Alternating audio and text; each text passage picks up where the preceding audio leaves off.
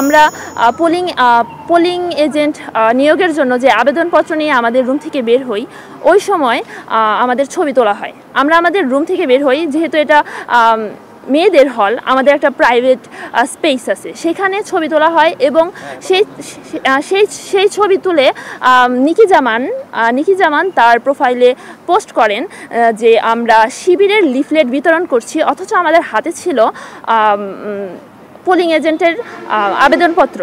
আমাদের নামে যে এই মিথ্যা প্রোপাগান্ডাটা চালানো হলো এবং আমরা হিজাব পরি বলে, আমাদের শিবির সমর্থিত বলে চালিয়ে দেওয়া হলো, এর তীব্র নিন্দা জানাচ্ছি। আমরা স্বতন্ত্র থেকে দাঁড়িয়েছি। আর অবশ্যই অন্য কোনো মেয়ে এই ছবিটা তুলে তাদের কাছে পৌঁছেছে। আমি এই বিষয়টা সুষ্ঠু তদন্ত চাচ্ছি।